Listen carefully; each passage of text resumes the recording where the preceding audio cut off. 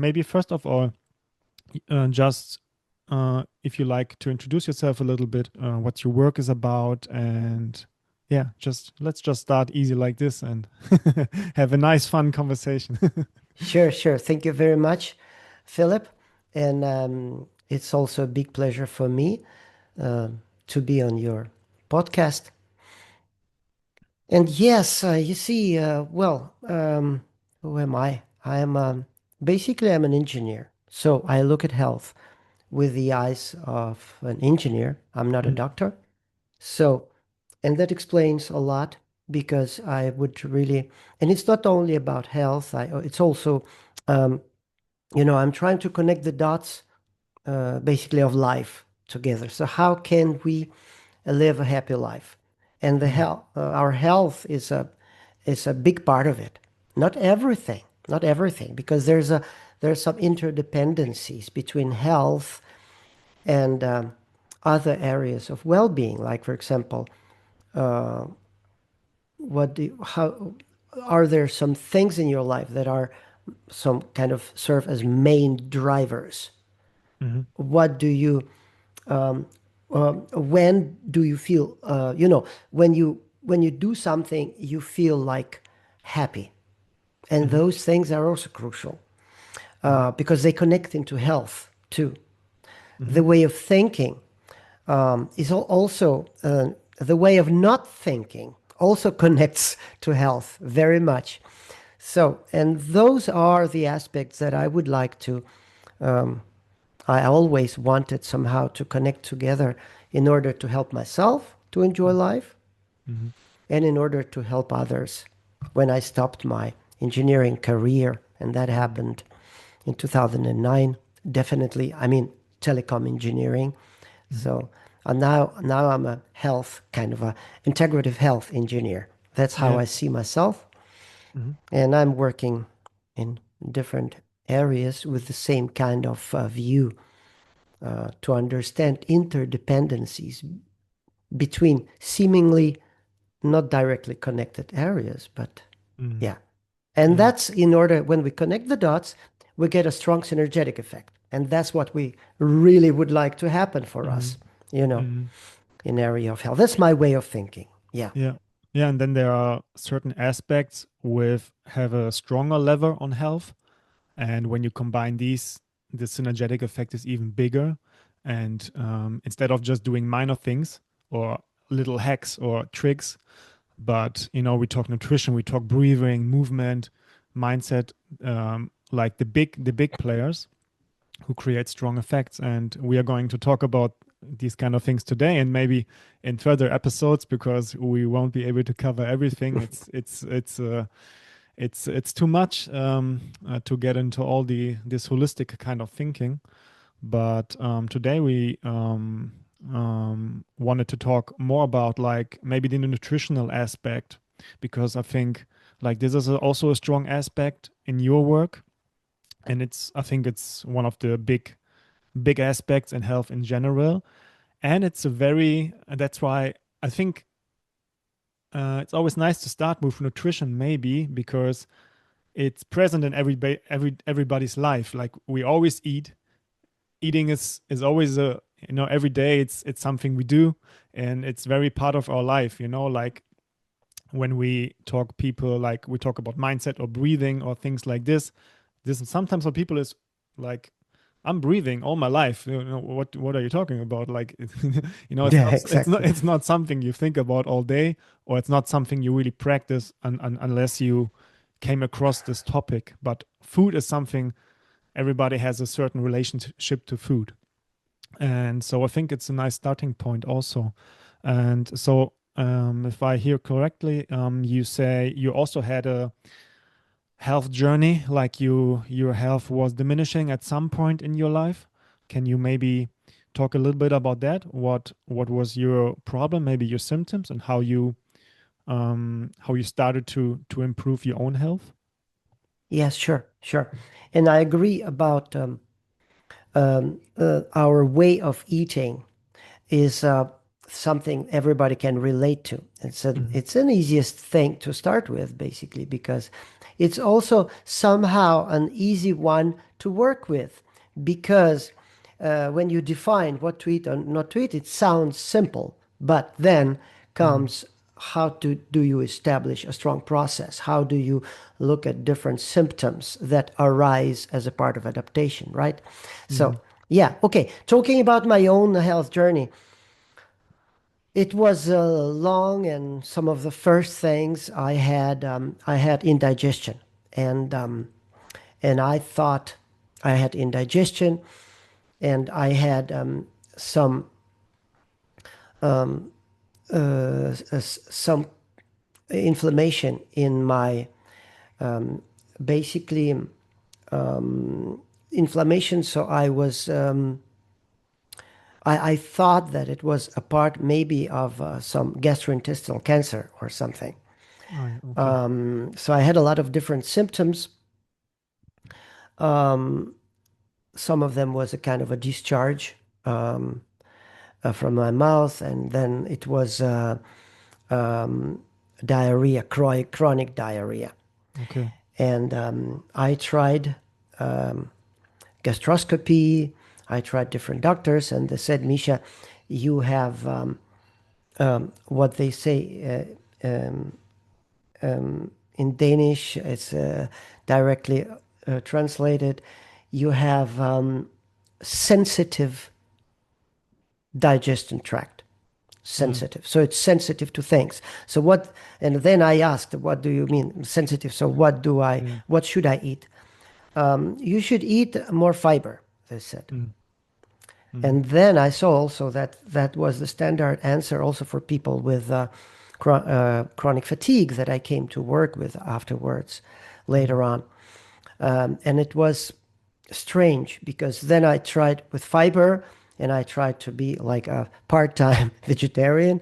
Well, some months it was like a Mhm. full-time vegetarian with my first wife. She was very much into it too, and Mm. I followed. And it worsened. It worsened my symptoms Mm. basically. It did not do me good. Mm. So that was the first thing. It was chronic indigestion, diarrhea, and then I got heart problems.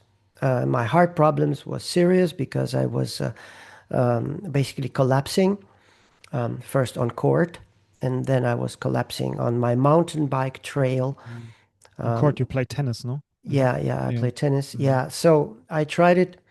It was basically it was 5 times I collapsed with the ambulance and was driven by to the hospital. And During practice. yeah, twice on a Mm. tennis court, Mm. and 3 times some other places. Mhm. Yeah, and the last time, the fifth time, I actually collapsed when I was jogging in the park. In the park, it was in the center of Copenhagen. We have a beautiful park, but basically it's a cemetery. So it's like so beautiful, and people Mhm. are running there. And actually, on the same cemetery, it's called Assistance Kierkegaard, Assistance Cemetery, and a, fa- a father of Niels Bohr Mhm. is there. His grave there, Niels Bohr's grave, and Mm. Okay. yeah, Yeah, and his father, famous physician. physiologist. Mhm. Yeah, Yeah, yeah, yeah, physiologist. yeah. Bohr's effect. So he's there. Yeah, we will So cover that also. yeah, Another, yeah. for So, sure. and I collapsed there. So I was picked up by the ambulance from a cemetery. Yeah. It was my last time. Yeah, So but you didn't basic, you didn't stay there. You didn't stay there. no, I didn't stay That, there. The cemetery. that's the important. That's the important part. So I've been driven to the Copenhagen City Hospital, and then it was my last time. And they said afterwards the same message basically. You come next time, and I think we will find out because the Mm. test showed that everything was kind of okay, and they gave me kind of a diagnose, but not really. So yeah, they basically said next time you'll come here, we'll try to find out. And then I Mhm. imagine what kind of a doctor will probably do the investigation. And I thought it would be a very very cold room Mhm. somewhere in the basement. And the results of the investigation will not be able to help me, you know. So I thought, okay, I have to take a responsibility into my Yeah. own hands. So, Yeah. and that's basically a story. That's how, Mhm. yeah. So all of us, we need to reach the point of no return where we Mhm. understand that we need to take 100% responsibility for our own health and our own life. Mhm. I agree Those are totally. connected together. Yeah. And basically, my way now is a way to promoting understanding of some understanding of some misunderstandings Mhm. that are common in the modern world. That's why I made this new course that is about paradoxes of health, and Yeah. which I see as I the saw it. Yeah, it's primary nice. thing to Mhm. open up for people to Mhm. become like, inquisitive and Mhm. a little bit mistrusting to the mainstream. Mhm. Yeah. Yeah. That's what you say. It's very interesting, but um I see so many like also health professionals who have a background of like suffering in health, at least to some degree. And I think this is a strong motivation to change something because, like you said, we need to take full responsibility for our health once we feel sick, for example, and try all the centralized methods, let's say, and might come to a point where we feel like, okay, this is not really helping me.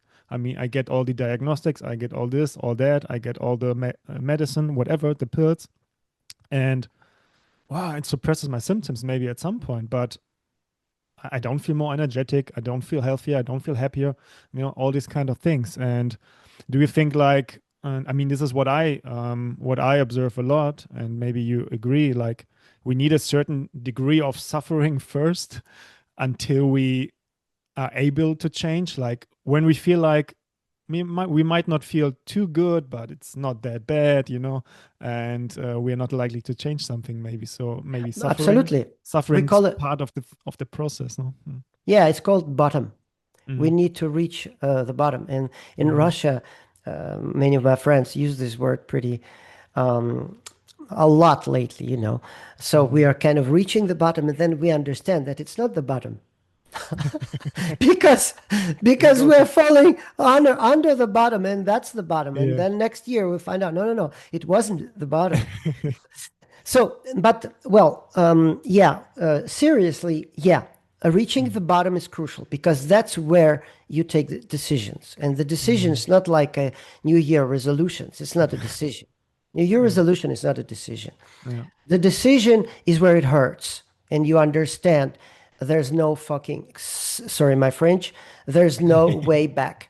There's Yeah. no way back. So you have to really sense Mm. it inside, Mm. in your intestines, in your belly. Mm. There's no freaking way back. Mm. I have to do it. Yeah. You do it for your life, basically, when you reach the bottom. Yeah. That's Yeah. what I Yeah. It's learned from working with people with terminal, terminally ill with cancer. mm. So we need to talk openly about that Yeah. because Yeah. if we're That's not, yeah, mm.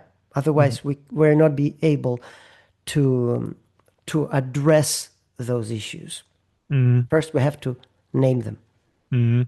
Yeah. I mean, that's why that's one of the reasons why it's so interesting to talk to you, because you decided to work with the most severe like sicknesses, like problems. You help people with cancers, with brain tumors. I saw um It you work with this kind of people, which is like, and these people really hit bottom, what like bottom, bottom, like bottom, yeah, like yeah, yeah. like like if I don't change something, maybe in 6 months, 12 months, I'm not here anymore. Like we don't talk about I have some headaches, or this is serious. So Mhm. maybe you can talk a little bit about that, like how this also affects your view on Sure, health implications. sure. Very good Mhm. question, Philip. So basically, I did not choose it. Ah, okay. Mhm. No, it just happened. It just Mhm. happened because I needed to help my friend. Ah, I see. Mhm. Yeah, he was. It just happened overnight. He was diagnosed with glioblastoma multiforme, stage 4, brain tumor, basically a killer tumor, and he was given 6 to 9 months maximum Mm-hmm. with standard of care, Mm-hmm. with chemo and Chemo and radiation, yeah, and and radiation. operation first, Mm-hmm. surgery first, chemo and Mm-hmm. radiation. And he said to me, Misha, and I told him about my health story when we met. Was a great guy, my good friend, Mm-hmm. and he was inspired by that. So he was the first one he called next day, and he said, Misha, you have to know that I have to come by. So we live not far away Mm-hmm. from each other, not from Copenhagen, around 10 kilometers from each other. He drove to my place and he said, now listen. And what we decided, he asked my help, and I said, yes, for sure, I will do everything. Mm-hmm. And yeah, so he said the surgery is scheduled in 3 days. Mm-hmm. And then he was basically he got the whole left side. The left side was totally he were not able to control his left side. So we need to start with the training was not easy. Mm-hmm. So he could not really walk. And Mm-hmm. yeah, so that's how I started to really to draw on the whiteboard my protocol, Sakharov Mm-hmm. protocol, how to connect the dots, because I could see that it's only possible to help him if I connect some dots and Yeah. and fast and very essential things, and I will formulate it very Mm-hmm. precisely for him what to do and Mm-hmm. his girlfriend. So we were a team Mm-hmm. that time, and so that's how all of this started. My protocol. I understood that we need to connect the dots of breathing. I was reading. I found actually about the metabolic theory of cancer. I was not Mm-hmm. really working with that before. So, Mm-hmm. Dr. Seifried, I wrote to Dr. Seifried right away. I found out. So, we had a conversation right from the start.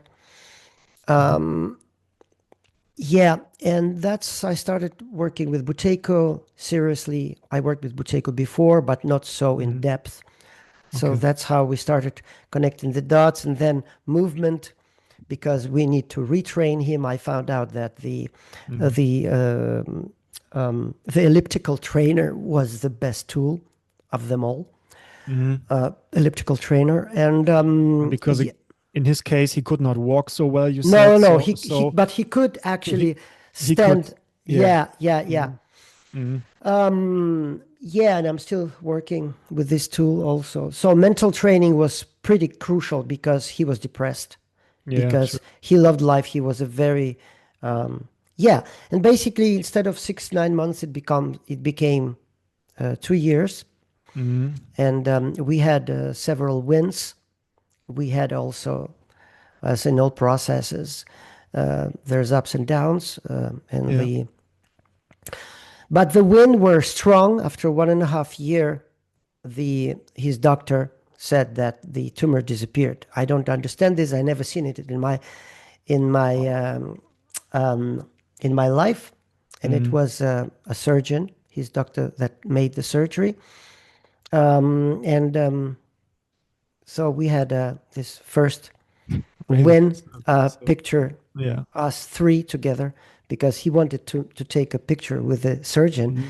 and he said, no, no, no, you have to take a picture with Misha Mm-hmm. and and me, yes, because yeah, and then That's super and interesting. yeah, and then something happened that I also formed my understanding of how we should work.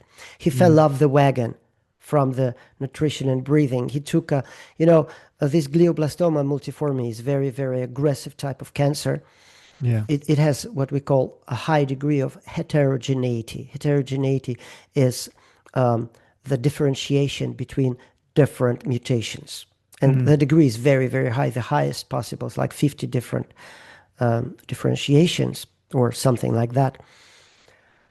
So you need to stay very confident and do the same things and Yeah. understand in depth what you're doing and not so much fall off the wagon. Yeah. And he did for a whole summer. He took a vacation, basically to celebrate. And when we Mm, came back from this celebration, he had two small tumors, different parts of the brain, mm, and he fell in depression. And then he had problems in his near family, and he decided not to do it again. mm, Yeah, and he okay. just laid down arms, so to say. Mm, Yeah, okay. I see. yeah. Oh, that's So it I was mean, a mhm. 2.5 year story. I described the whole story in Mm, a long post. yeah. Yeah, but that's how everything started.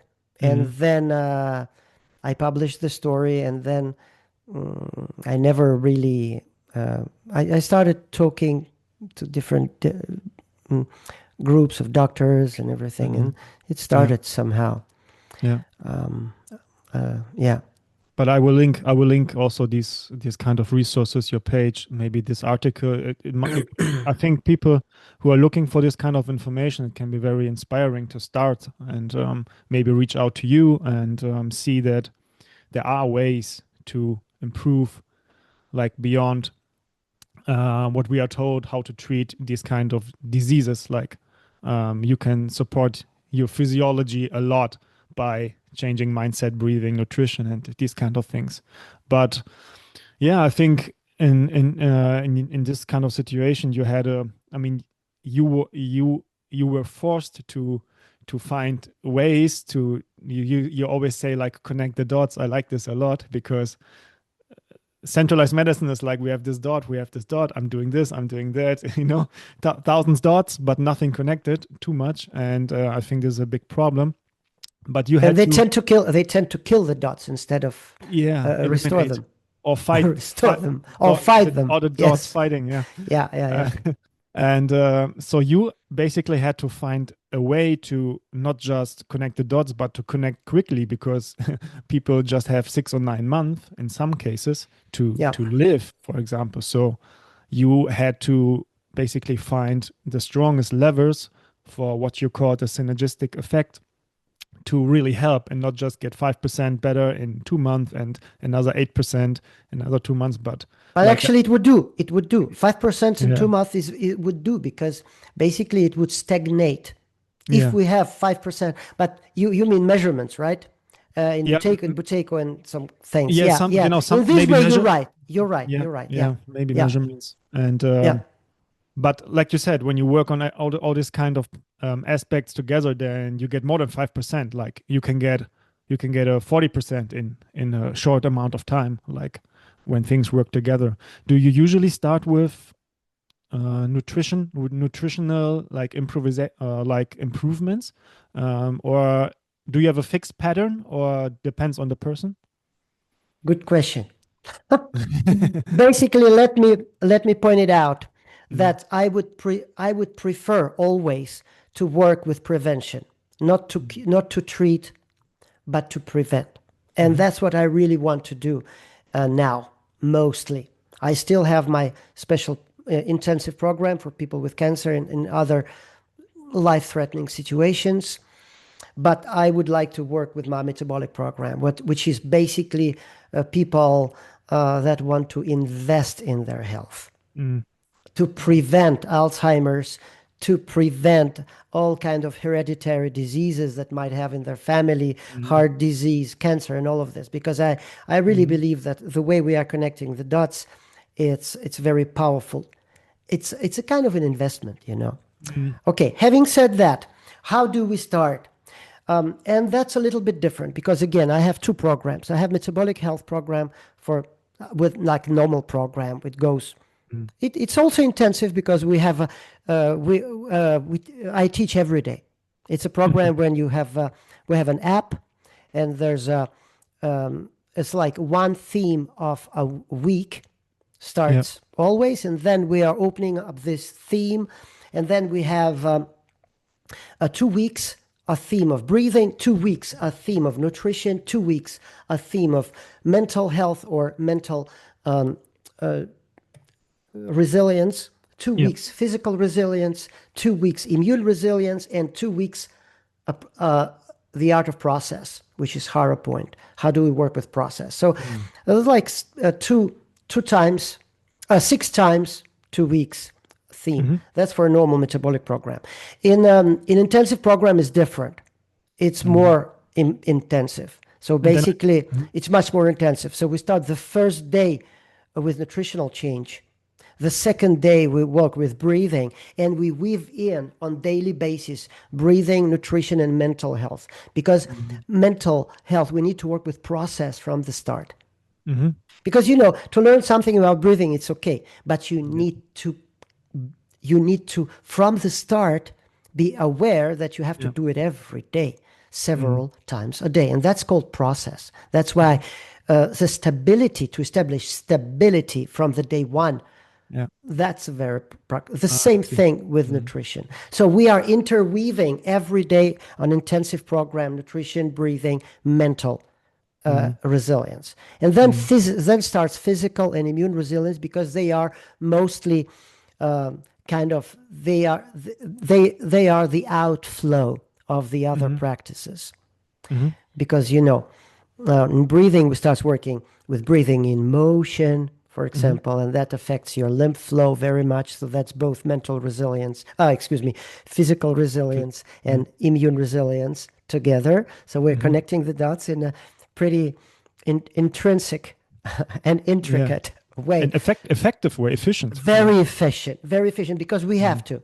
And I have no ads. I'm not running ads for this. So Mhm. basically, on the intensive program, that's my articles. That's people's testimonials. That they're just spreading the knowledge Yeah. about this. Yeah. And I don't have a buy button on the intensive program. They have to Okay. go through the filter, Mm. three-stage filter. I First see. to go through my information on the site. Then we have a free webinar, 1 hour, and they have to watch the whole webinar. And there's a pop-up the last 5 minutes with the Okay. link, what you can do afterwards, a 30 or 40 questions, a questionnaire. And then after the questionnaire, we have the meeting, which is also free, where we find out, are we a Mhm. match or not? Because I'm not taking everybody into this program, because we have a community, a small community, and people help each other. It's like it So takes two to tango. yeah, but that's interesting because I mean you kind of have to filter for this intense program to We see have to. if somebody really like is willing to put in the work on a daily basis. Like, I mean, since I've learned Buteyko and other things also, I know it can for some people it can be to do things differently, like multiple hours a day. Like we're not just talking about taking time for breathing exercises. We, change nutrition and read this and try that and change the sleeping, change a lot of things. So it can be a very, very big like time investment in the first place until you get all the, until it pays off. So, but in the So a beginning, flow, you have basically to have a kind of a flow, right? yeah, yeah, Because because otherwise it's hard. You have yeah. to kind of find a flow in order to Mhm. let it happen. Yeah, yeah, I agree. That's yeah. And so this is basically your two programs. Like on the first one is the general metabolic problem, and I saw on the page it's a year, right? So you have this People 6 cheat. People Ah, choose. They okay. pay by quarter, three Ah, months. okay. They pay by quarter, and then it's like 4 levels: level one, level two, Yeah, level three, level four. I got So it. they start with 3 months, where they learn all of those 6 modules: breathing, nutrition, mental resilience, physical resilience, immune resilience, and process. Yeah. And it's interwoven in each other. So, Mm-hmm. though there's like 2 weeks each, but still, I try to interweave, because we have something called Mm-hmm. integrative weeks also. And Mm. integrative weeks, we're connecting the dots, because my protocol is 5 edge protocol. And the dots are exemplified. For example, this plane is Mm-hmm. a plane of energy acquisition. like here and Mm-hmm. here, into breathing and nutrition. That's energy acquisition plane. And Yeah. then we have a triangle. We call it resilience triangle. Mental resilience, physical resilience, which is sympathetic response, and Mm-hmm. immune resilience, which is parasympathetic response. And your mental resilience actually defines the balance between those two. That's why that's the triangle of allostatic resilience. So Yeah. basically, when we connect the dots together, like breathing and nutrition, or breathing and mental, Mm-hmm. or mental and physical, those are integrative weeks. So we have I 10 see. of them. And now we have 15 of them because now the last 2 years I added the process point, which is the sixth point in the middle of the star. So it's I actually a see.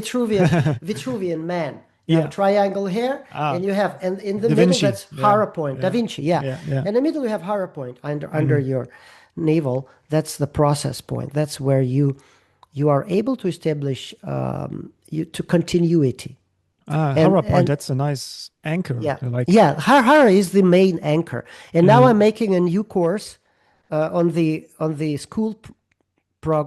school platform, mm, which is I now call Hara Practice Academy, because I mm, see that the Hara is central here. Because whatever you do, you need to mm, keep on doing it. You need to establish a process. yeah. And how do you do that? And that's what we do with understanding the art of process, which is Mm. goes through the center. Yeah. This kind of one-pointed attention, Exactly, which one you're pointed talking about. attention. I Yeah. saw it. Very interesting. I came through this term Hara like way before Buteyko. I was into like Zen meditation, was reading some Zen books, and then I read about the Hara. Ah, okay, it's there. I'm gonna sit down and focus this area, and they call it like the like the center also for from where everything in the body like develops, like your point of stability, like Yeah, yeah, mentally, yeah. physically. It's a whole Did philosophy. you get you know there's a German guy who wrote a book 100 years ago, Karl Fried von Dürkheim. Yeah, I didn't read his book, but the name. It's a good one. It's a good one. Hmm. Yeah, absolutely. Yeah. Durkheim. I saw some in some book. I saw some of his a quote of him was mentioned. So I had this books from Taizen Deshimaru Roshi, a Japanese.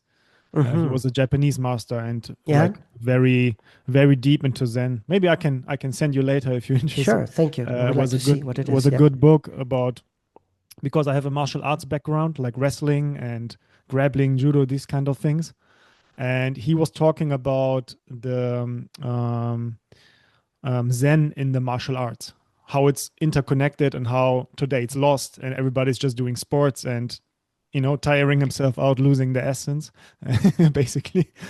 Especially in the West, he mentioned, and how if you want to make it a holistic practice, you have to bring it together and not just do it as a sport or things like this. It's a strong practice, and I have also a martial arts background, starting with karate, and then more internal practices like kung Mm, fu and nice. tai chi, and then aikido. And then I found out that basically those practices, if you connect them into your life, it's Hmm. gonna be it's gonna help many people, you know. Yeah. So it's not basically about um, like fighting so much, but more about living. Yeah, There's I like had to, this. yeah, I had to learn that also, because I was a competitor also for a long time, and Mhm. so I think when you're very young, sometimes the competitive aspect can be very strong. But now I'm 37, and you know, entering your 30s, mid 30s, things change, and maybe you have to change. It's natural. It's natural cycles in life. So I cannot compete on this level like forever, and maybe I have to, on this continuum of health and performance, maybe I have to move more towards health to not uh to not kill myself, It's basically. natural. It's It's natural, right? natural, yeah, Because yeah. it's from reproductive health to post-reproductive health. It's Mm, exactly 37 years from mm, 35 to 40. So that's a smart move. yeah, yeah. And Smart move. I learned that with Buteyko basically a lot. So before, you kind of have a feeling of what is too much, but when I entered like Buteyko, for example, and measuring my control pause a lot, like before exercise, after exercise, evening, mornings, after breathing exercise. You have all this, suddenly you have so much feedback, and you can tell very exactly what is too much, what improves your values, what not, what improves your energy, what doesn't, what takes your energy, how much you have to change your exercise in the week. Like, um, for example, when you specialize, I was training wrestling 6, 7 days a week.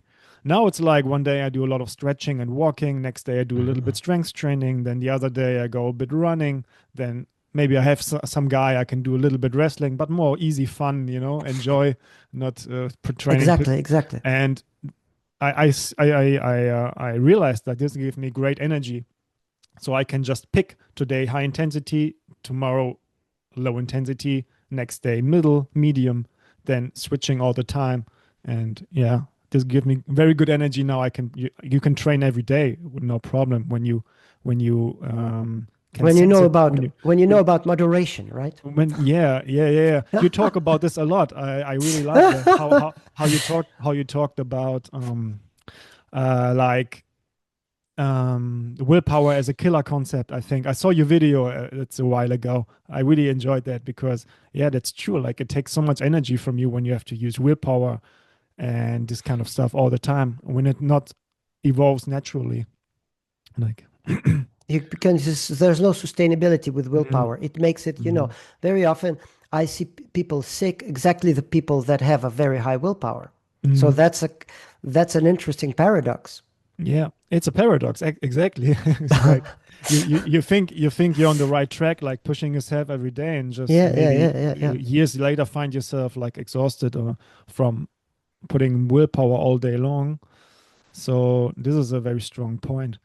Yeah, I mean, this was a great insight to your whole. I mean, this set the foundation, I think, for the whole talk, or maybe even series we might get. Let's see. But I think before we step into one aspect now, which is maybe nutrition, um, people need to understand like what's your foundational thinking, because you said like you put your engineer mind into health, which is a specific approach. Not everybody has this background and this kind of thinking, because systematic rational thinking, putting all the dots together and see what works best. I think this is a very great foundation, and I think we saw now that it's very holistic approach, and it's not just change what you eat, change how you breathe, and let's see what happens. But it's deeper. It goes to all the layers of the human being. It's nice.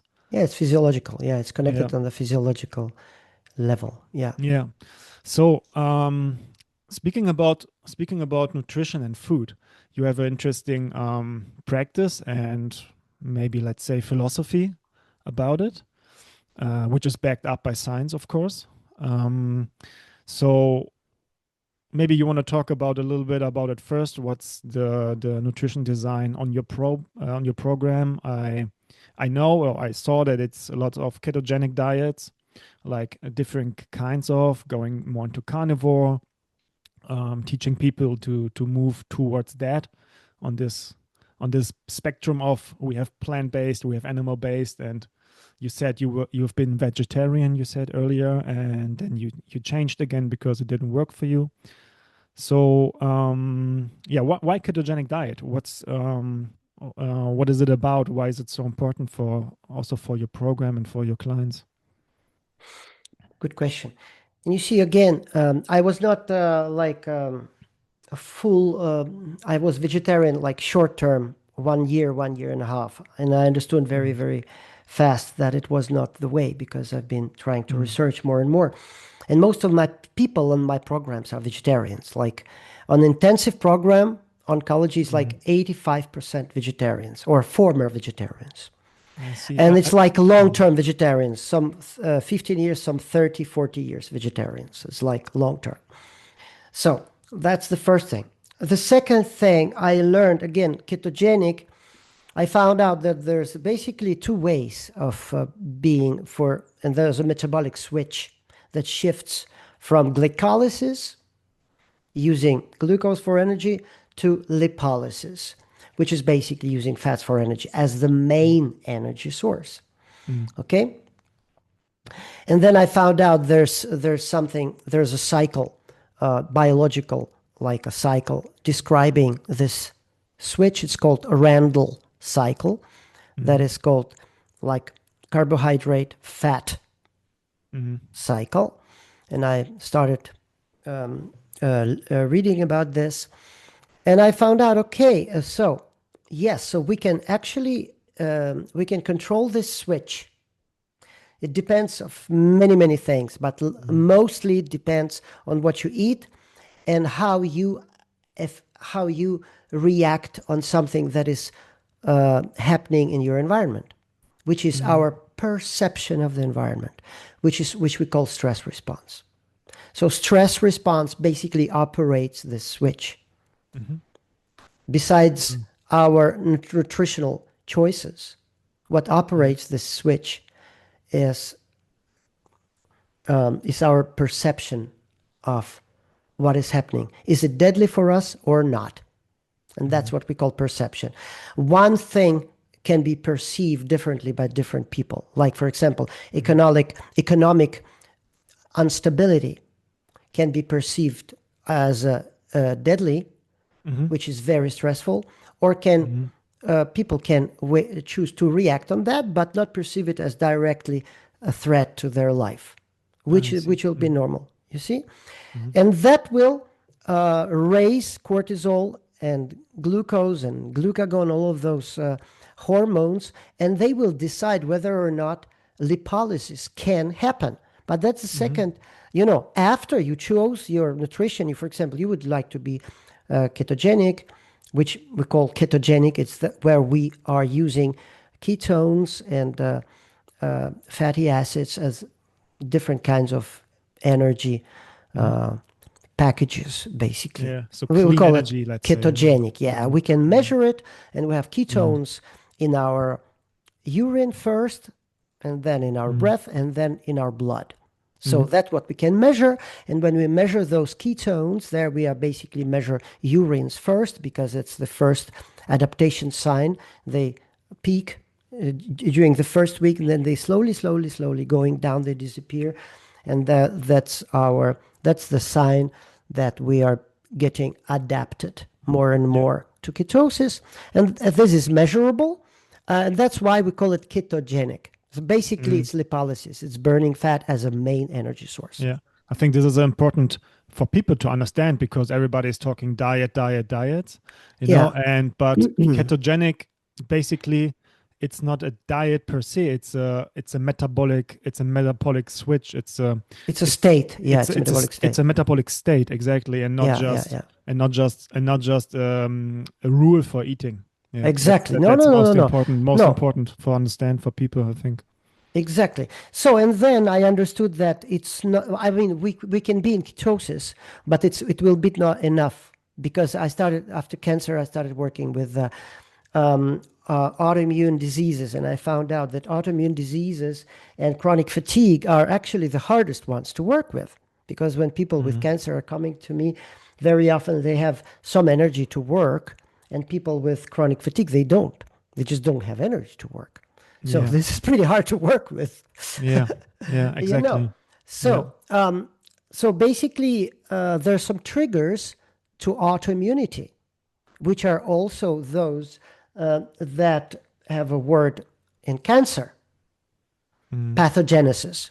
And those are nutrients that are in plants. We call it anti-nutrients. They are inhibitors of normal physiological function, and we have it only in plants. We have very few of them in animal foods. We have, for example, some anti-nutrients in egg whites, because, and we have some anti-nutrients in aged meats, and we want to avoid them in a nutrition protocol that I called essential ketogenic nutrition. So we want to go to essentials only. What is essential for human nutrition, and nothing else.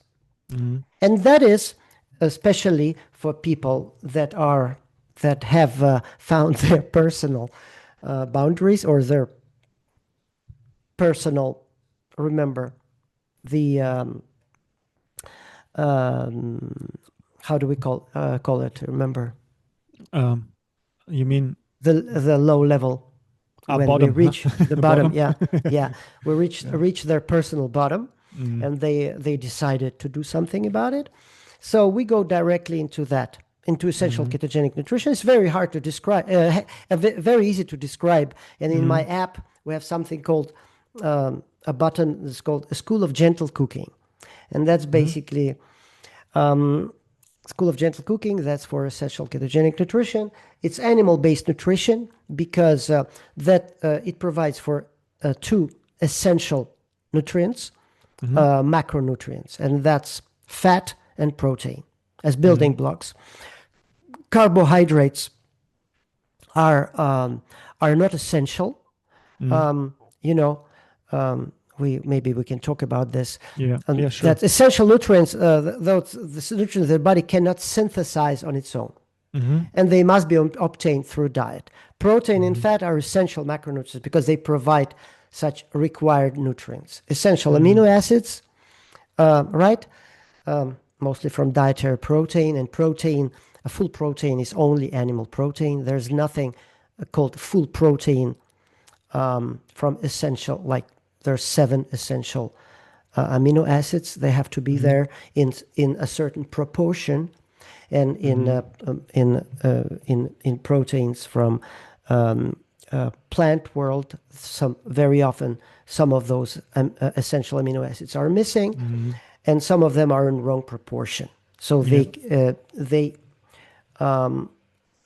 work as in what we call Liebig barrel. And Mm-hmm. Liebig barrel, that's a barrel with wooden planks, Mm-hmm. made from wooden planks, and one Mm-hmm. of the planks is only a half of it.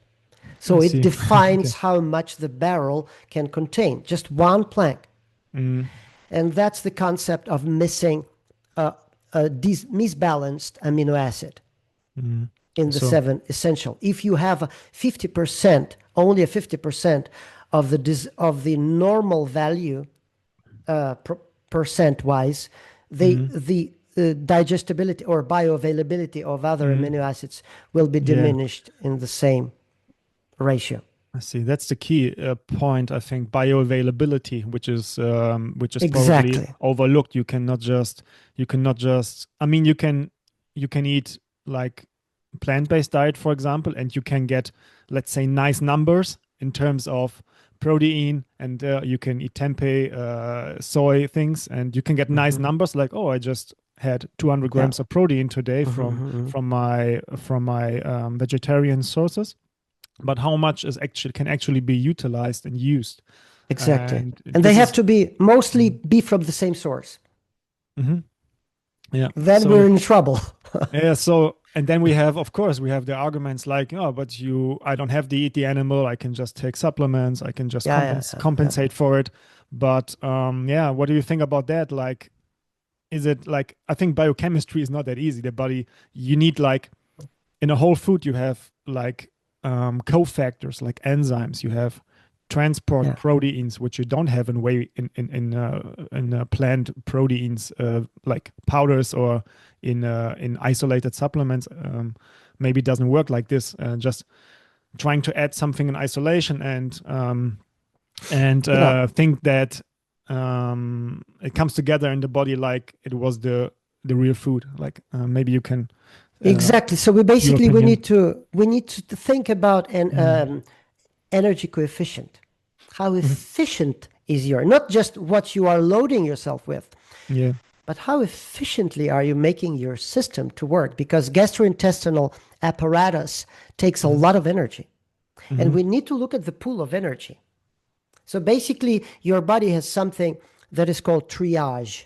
And triage, Hmm. it's when you are in the battlefield, and the sanitary the medical workers, they need to find out, are they going to use their energy to carry people that are dying from the battlefield first, Hmm. or the ones, and they cannot help them, Hmm. but Hmm. or they need to start with taking the people that are possible to help and Hmm. survive. So it's a hard choices. Yeah. Yeah. Yeah. So our body has triage systems built in. So we want to, and one of those, the most important ones, is the balance between sympathetic and parasympathetic. You know, when you go into sympathetic, your immunity stops working because it's a triage. It's a hard triage, but it has to, because you have to save your ass first, and then Yeah. think about, Yeah. pathogens, Yeah. whatever, right? Yeah. Yeah. So Right. that's a hard triage, and that's the Mm. same thing we need to talk about in terms of energy, because if you use all of your energy to gastrointestinal processes, um, to, for example, how many times you eat, Mm. when you eat, um, do you eat before you sleep? Yeah. It's about effectiveness, and about knowing some rules.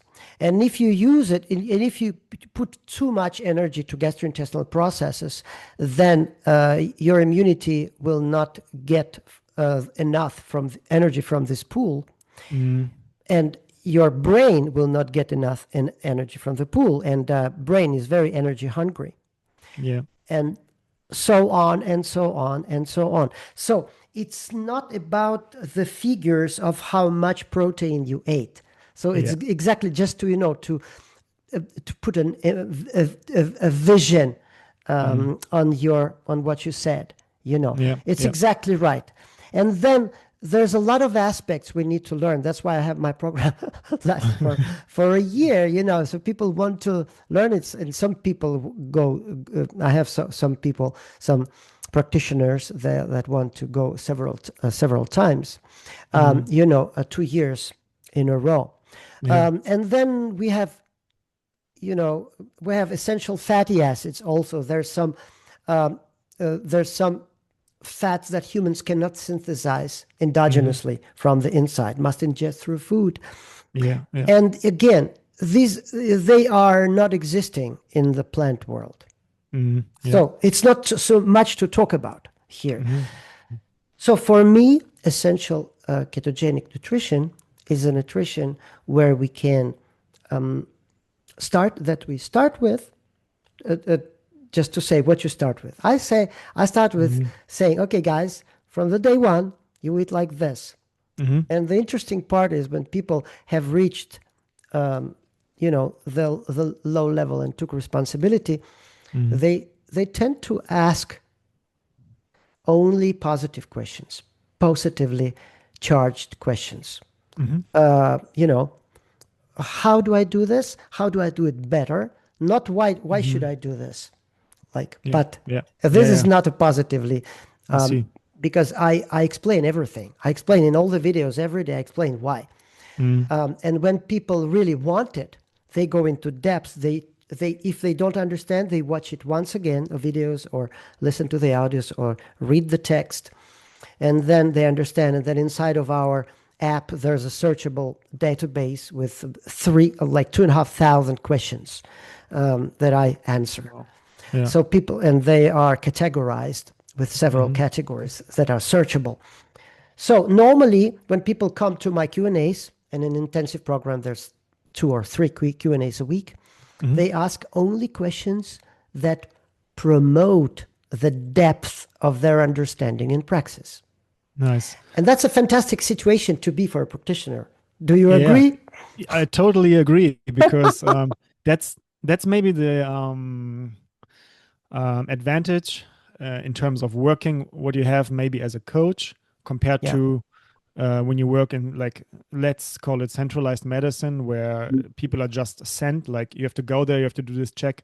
People don't always have this proactive mindset already, but when they go into a program, they already searched for it proactively, then they paid for it, like, which is not paid by the health insurance, whatever, and so you have an invest, a time invest, a money invest, and energy invest, looking all this stuff up before you enter. And I think this brings, lots of motivation also, and to start over, and also to go away from this reactive mindset to this, let's say, proactive mindset, like, oh, people, things start to change, I can't wait to get the new information to ask the good That's a good question. one. Yeah, exactly. Yeah. Yeah, I just, not like, oh, it's another another meeting, another week. I have to do this, I have to do that. But it's like, wow, I have another week. I have another chance to improve.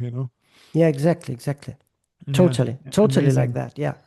Yeah, amazing. But it's so interesting that we have so many, like what is also in your course, paradoxes of health, which might yeah, take us away from improving our health. So many misunderstandings maybe, and one thing, because I think this question now figures, is talked a lot, like metabolic flexibility. Like many people talk about, yeah, but when you go on a ketogenic diet, like let's say chronically for years and straight on, and removing most carbs and maybe even most plants, you lose metabolic flexibility. It gets very one-sided. Maybe it even increases cortisol. It's not balanced, or all this kind of arguments. What Yeah. do you think about that? Do you think there's a place, or do you think there are people out there who won't do well on a ketogenic diet, who need something Mm-hmm. else, or do you think Mm-hmm. no, we can say in general it's better? A very good question, Philip. And again, it's a multifaceted problem. Mm, Okay? So we have to determine first, what are we comparing metabolic flexibility to? What is the starting point? mhm, And everything depends on this, you know, because it can normalize if the cause is only in nutrition. mm, But very often it's yeah. not. And most often it's a combination of triggers. Mm, You know, it's about um, um, so biochemical individuality you're talking about in people, right? It exists. exactly. It exists Exactly. for sure, for sure. But it depends more on, that nurture versus nature. Hmm. So I believe it depends more on nurture. Because what is nurture?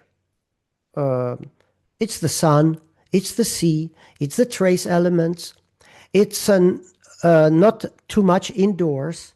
That's a Mm, circadian rhythm. That's sleep.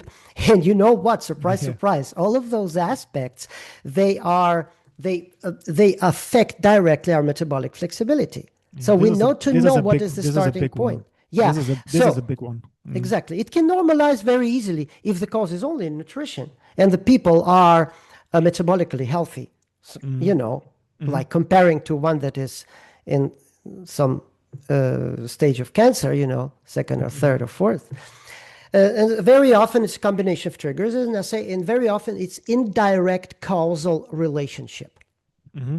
Okay, and it has to be traced, and that's why I have this integrative protocol, and I'm teaching people about the 15 integrative pairs and how they connect one to each other. And for the most of the time, these 15 pairs are totally unheard of. Hmm. And that's what I have, a whole database that I've been working with for almost 20 years, where I'm explaining the causal, direct and indirect causal relationships between these 15 unique pairs. And also, very often we need to talk about its energy overcompensation. Hmm. You see, what is, and because overcompensation is something about metabolic flexibility. People used to say to me, oh, before I was able to eat like bread. I was not, but now I'm reacting on bread. So my metabolic, what is the difference? So my Hmm. metabolic flexibility is not as good as before. Hmm. And then again, we're going to a concept of triage. And triage, Hmm. it's when the body, if we eat a lot of bread, the body uses a lot of energy because they understand, okay, the bread must be like a central fuel for this Hmm. organism to Hmm. survive. Okay, so we have some overcompensation mechanism, so we do everything so this body can survive on bread. Hmm. It's not without downsides, but we'll So, do it. But so there we'll is a kind of do it. adaptation process, but it's not necessarily efficient in the long term. No, Mm-hmm. exactly. So there's a guy called Bruce Ames that wrote Hmm. a lot about triage in terms of biological triage. Hmm. And um, and also called Rosedale. Mm-hmm. Yeah, and Rosedale also wrote about this. So I've been very inspired by these guys in the start, like 10 years ago. I read a lot about that. And I understood that energy overcompensation indeed is to find. And we need to ask questions here. Okay, that's why I really love that the progress in my program is trackable, is measurable. So what I see, I open the app for this client and I look at this and I see, okay, your energy is much better than like a half a year before when you were able to survive on bread. Mm-hmm. Interesting. And then you see control pulse is doubled. Wow, Mm-hmm. that's good. Yeah. Your Yeah. pulse when you started in the program was 90, average pulse weekly. Mm-hmm. Now it's 60. Mm-hmm. Interesting. I see. So you see, so the energy energy and effectiveness is really good. Can you see that? Mm-hmm. And you know what? A part of it is because these energy overcompensation mechanisms that you used a lot of energy is stopped now. Surprise, surprise. Mm-hmm. So more energy is actually saved, let's say, Exactly. So for it's a other very processes. simple, it's Mm-hmm. maybe a simplification, Yeah. just to Yeah. show you. Yeah. Why simplification? Well, because with time, when you really heal inside, Mm-hmm. when you become like stable, normalized, and there's so many different systems, 12 systems in human body, Mm-hmm. different systems that are interdependent and affecting each other. We're So talking like nervous system, immune system, exactly. cardiovascular, Yeah, all this yeah, kind of systems. Yeah. exactly. Integumentary Mm-hmm. for your skin, and that's the biggest organ actually, and Yeah, that's it is. also a part of it. It's for your inner covers, which yeah, we can talk about this a lot. Mm-hmm. But when it's normalizes, when your chronic inflammation is gone, when your lymphatics are working again, so your Mm-hmm. immunity works, it's mostly lymphatics. It's mostly Mm-hmm. your when you extorting, you taking away your toxins from your body, Mm-hmm. and so on. And now your body is like very, very happy for you. And you are saying to your body, oh, I cannot eat bread anymore. It's not good because I'm not metabolic flexible. And that's Mm-hmm. why I use a lot of time to talk about, and that's what I'm writing in my book now, that I'm still not uh, in print, but it's going to Mm-hmm. be during the next half a year, next three Nice. months maybe. Nice. Looking forward to. Yeah, where I write about the how do we choose our behavior, our eating behavior. Mm-hmm. There's some physiological aspects of Mm-hmm. choice, and there's some psychological. So Mm-hmm. very often psychological prevail very, very much. Mm-hmm. And the food industry do they do everything to make us choose the foods that are Frankenstein foods that we cannot live without because they Mm-hmm. taste too great. Yeah. And this taste is 100% controlled by the industry, by the Mm-hmm. chemical components. Mm-hmm. We are just unaware about that. That's Yeah. why I'm using everything to expose the paradoxes of health. So when people understand the paradoxes, they understand that they are being fooled a lot Mm-hmm. in the mainstream And there, message. and there we are not even. We're not now. We're not just talking carbs, yes or no, because you have kind of, let's call it, more natural sources. But this is all the processed stuff, all the 98% of stuff in the supermarket you don't need. Exactly, You know? exactly, exactly, exactly. So you see, there's a lot of aspects here. Yeah. And of course, there's some different cultures and places can be adapted to different foods. Yeah. Like you said, indigenous tribes are meat eaters, and not all. But basically, Not all. Mm-hmm. According to Western Price, there was not a single community without meat in all cultures. Yeah. Not a single one. That's a good book also for people to start in this topic, I think. Yeah. Yeah, exactly.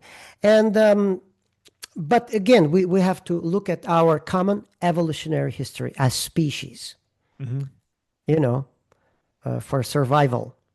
You Like you let let. can't get you Mm, couldn't get very far on wild carrots in the form that they were like 20,000 years ago. yeah. Was we depend on carbohydrates as a source of pleasure now. They are psychological Mm, factors. Before they were mm. factors of survival, Yeah, we are talking. incidentally. Yeah, we're talking 10,000, 15,000 years compared to 2.5 million or something. Yeah, Mm, exactly. mm-hmm. Yeah. So, um, yeah, for that's why I have this essential ketogenic. It's not for everybody, and in my Mm-hmm. program, I'm showing them everything. I'm showing them different degrees of ketogenic diet with Mm-hmm. different degrees. I have made a special tools to show them what is Mm-hmm. like what is low carb, because low carb is not keto. What is Mm-hmm. low carb? What are Yeah. the boundaries for low carb? What is like ketogenic? What is zero carb? Yeah. What is essential ketogenic? Because essential ketogenic is not only animal. We need, Yeah. I mean, it's animal, but you need to understand the group of products that you eat and when to do that. In the start, essential ketogenic or carnivore for health would be different that in half a year or in a year. Mm-hmm. And I give them a tool to feel normal as quickly as Yeah. possible. And normal is a strong word because we think normal, oh, it's not enough. No. In a human health, that's why I like this the name of a book by Artur Rahimov, Normal Breathing. Not It's really. like, Yeah. okay, Yeah. why it's not strong breathing? Why it's not the super breathing? Well, it's like Yeah. it's just normal. Well, because normal breathing Yeah. related to the way we are breathing right now, Yeah. is very, very strong. Yeah. Already excited to cover this in another episode with you when we talk a lot of breathing. Like, I mean, you probably, I know that when we talk or we explain to people about maybe breathing measurements, CP numbers and everything, and we talk maybe 40 CP, 60 CP. Wow, that's a great level. That's baseline. It's zero. That's level zero. Like, it's just a Exactly, it's a middle. I baseline. mean, Yeah. it's not like a superhuman. Everything above 60 might get to special stages, but we're just talking baseline normal, like you said. That's And at interesting. 60, 60 normal, you get Mm, already, you can get into the extended stages of, you can, special stages of mm, perception already at 60. mm. So it's very, very strong. And Yeah, in my special. program, Mm. we had several clients with 180, Yeah, that's 180 that's to amazing. 200 to 210, Yeah, 230 in maximum crazy. pause. It's Amazing. possible, Yeah. absolutely Mm, possible. Yeah. So again, what I do, essential ketogenic nutrition, is for people that are chronically ill, and mm, it's basically 90% of human population. mm-hmm. But those people that are, they just think it's a Yeah, normality. That's yeah, why I believe we are degenerating as a race, yeah. because 100 years ago 60 was normal, and people were moving a lot, for example. Mm, They were a lot outdoors.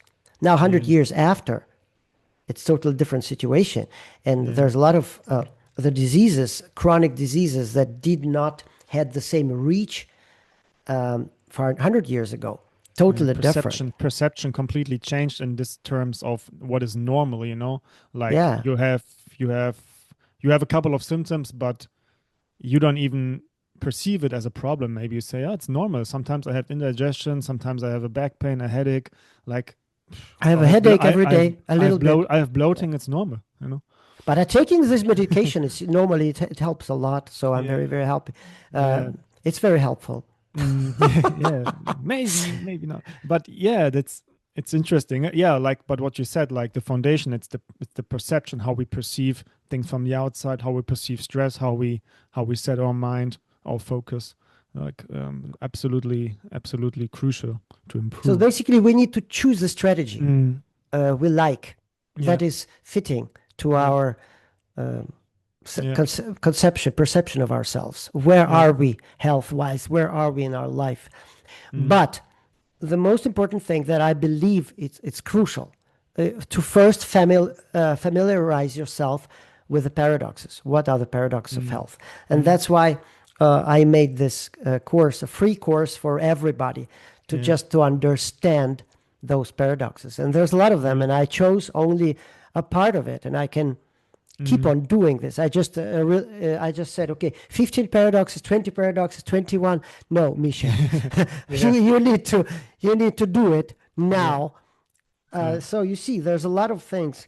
We are living in a crazy world that is steered, that is controlled by money. So we need to Mm, understand, follow the money yeah. way of Yeah. looking Information at also things. follows the money, and you always Yeah, have to ask, like, um, even in research and studies, who profits from this information, from this result that they wanted to have about. exactly. Where do you have it from? Yeah, yeah. Who's interested in a certain result? And I mean, Yeah, there's also independent great studies, but today I think you just have to take a very close look in what kind of data studies, research you believe, and what not. absolutely, absolutely. It's And one of the paradoxes. There's the last paradox of health. That's the yeah, paradox of science we're yeah, yeah. talking It's about so in my I videos. I, Yeah, I highly recommend checking out your community. I will also, of course, link it.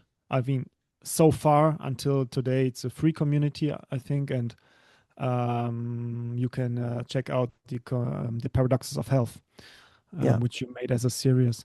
Yeah, but to maybe we were talking about the ketogenic diet. So just for me, if I understand correct, and to close it, so you say basically there's a species way of eating, like, so there's a foundation which is, I mean, even biologists and people from archaeology, and they confirm it, like, we have been hunting, we have been eating meat, we have been that's fishing, how we evolved. Yeah, exactly. we Our evolved brain. from That's how our that. brain evolved. Yeah, That's how our brain evolved, how brain yeah. size got bigger, we've become more like intelligent, we've grown.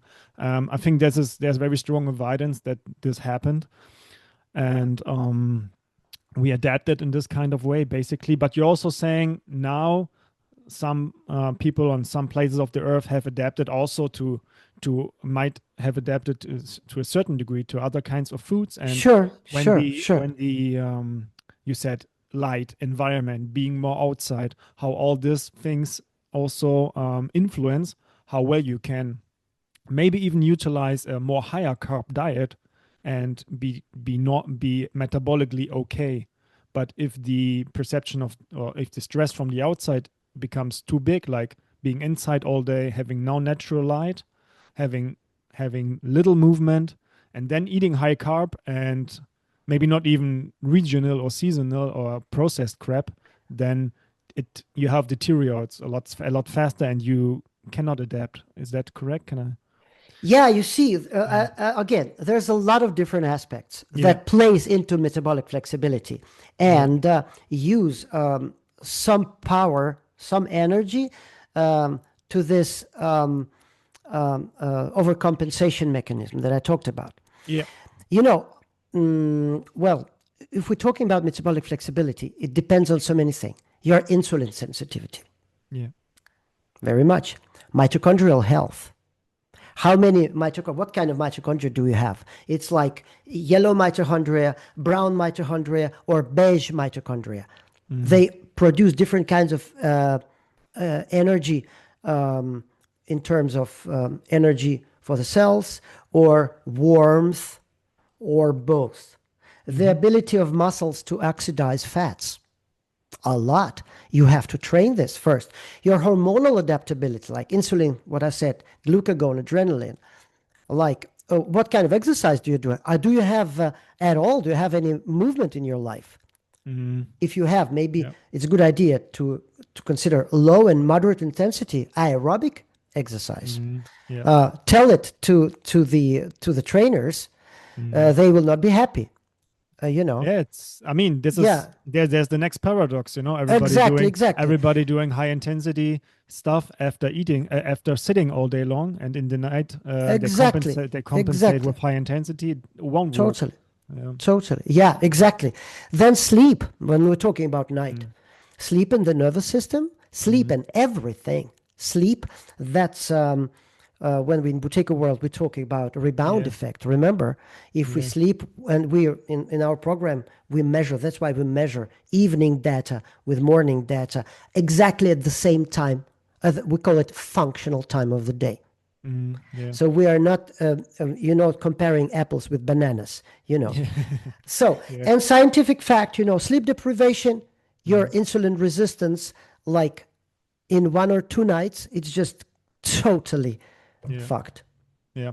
This is for totally and for all the listeners now, I think we have a good like understanding of all the different dots, how they interconnect. Like I mean, even for example, at artificial blue light can raise your blood sugar even without eating because it's Totally, stress. totally, If totally. you have it all night long or even too much during the day. So yeah, the more it seems like the more we move away from natural sources, from nature, Exactly. And nature, the what it is, it's light and the earth. It's sun yeah, and earth. And sun, mm, electrons, free electrons from the mm, earth, mm, grounding, yeah, and then we talk about breathing. We have to remember that there is, we have like a normal voltage. It's like between erythrocytes, red blood cells, mm, to not allow them to stick together. yeah, It's like minus 12, minus 14 millivolts.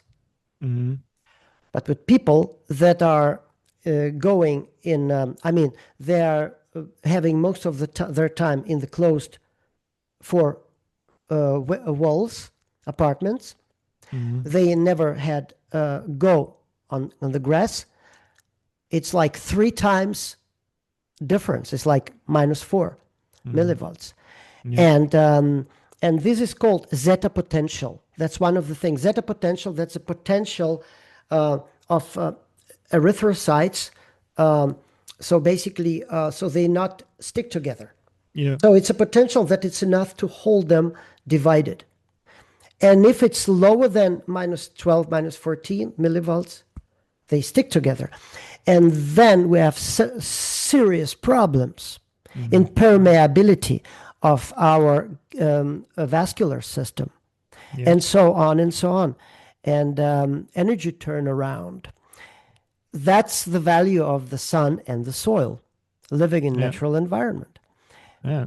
It's crazy. How And there we many? see all Yeah, these interconnections. Like your blood gets, it's thicker if you're not grounded. Your heart has to work harder, so around the clock, and uh, oxygen supply gets less, and all these oh, effects. mamma Yeah, mia. Yeah, yeah, yeah. yeah. And then we did not even started talking about the products of um, pharmacological industry.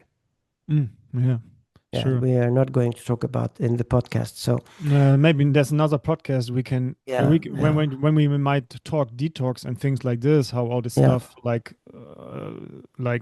is in our liver, and our liver is totally overworking to trying to detox all this kind of chemicals, and but yeah, Yeah, this yeah, is yeah. another But topic.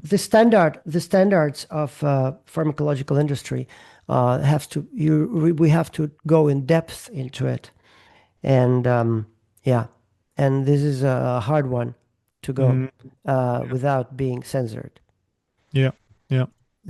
Yeah, on different media, which I tried a lot Yeah. during the So years. yeah, Yeah, interesting. Yeah, interesting that you also mentioned like grounding. It's always a part. Also, when I teach Buteyko, I think you cannot just teach it in um in isolation. Like it has to be, grounding is always an interesting topic, and I think it's always interesting when I walk barefoot outside here at the fields or something. Somebody sees me asking me, "Well, isn't it too cold? Or are you okay?" Like, sure, this is don't you have money for shoes? yeah, you don't have money for shoes.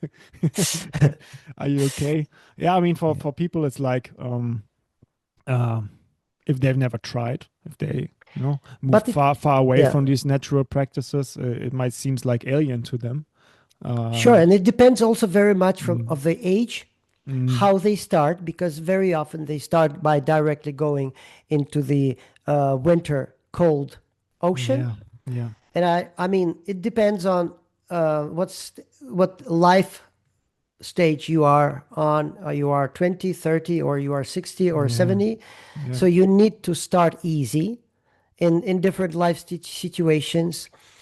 And this is hard because many of us, we really want things fast and Yeah. now we want the magic pill. And also, if we're talking about some non-pharmacological approaches that I'm working Mhm. with, they want it fast very Mhm. often. Mhm. And but happily, happily, the people that are coming to my programs, most normally, they are ready to Mhm. understand that slow teaching, slow learning is a very, very good idea. Slow Yeah. learning, but slow but very stable process, because we're learning every day on the Mhm. programs, but we have this Yeah. radical acceptance of the slow Yeah. process. This is very crucial because Yeah. We otherwise want. we'll be stressed. We'll be Yeah. stressed. We need a. Well, we want a long-term, steady adaptation layer, because adaptation is adaptation, but you can have negative adaptation if you overdo it. You can have positive adaptation if the Exactly, exactly, if you fit exactly. the Yeah. so if you fit the process perfectly. And we have been talking about nutrition now a lot, and it's same. I think, let's say you've been vegetarian for 10 years and now you want to move towards ketogenic or introducing back fats and more like animal proteins. If you go from 10 years vegetarian to carnivore in 1 week, you might, it might doesn't feel too good, because You you cannot might, yeah, digest. exactly. You might not have the enzymes to digest so much fat and proteins. It needs time. You Yeah, might need a couple of weeks, even months, to feel very good on it. I would say, yeah. So you have a positive adaptation, right? Exactly. And then, you don't want to overeat fat from the start. You don't, Mm, you really want to, and I don't want people to measure. And that's the thing. I want people, so I have mm, those rules of eating mostly. And people ask, oh, how many grams do I have to eat? I say, no, no, no, no, no, no, no, no, no. We have, and how many kilojoules or kilocalories? I uh, say, there's no one mm, single cell in your body measuring kilocalories. It works through hormones and it reacts on mm, satiety, feeling of satiety, feeling of hunger, satiety. So you have to raise your sensitivity to the yeah. signals that your body is giving you. It's And not it it's not requires it's listening. yeah, it's not easy. It's not just calories in, calories out, and No, there you no. go.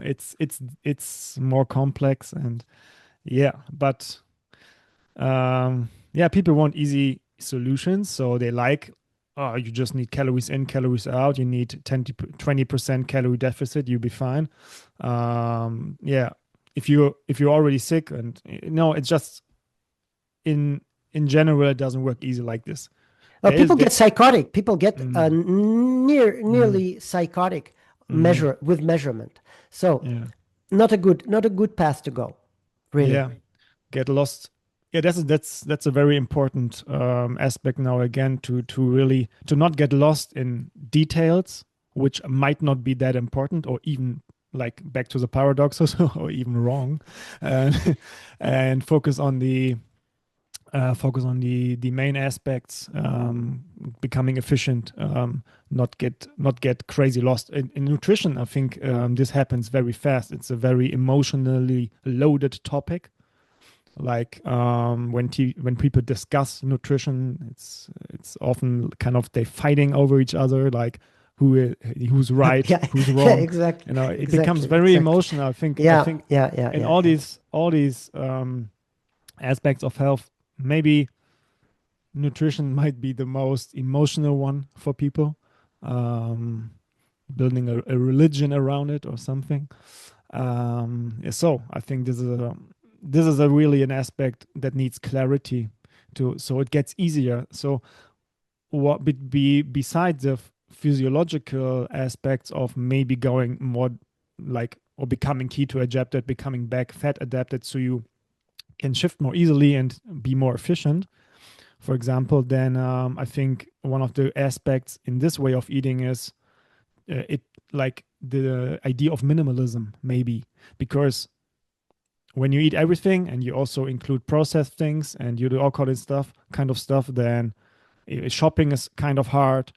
Making plans is harder. You enter the supermarket, you have this paradox of choice. That's the first thing.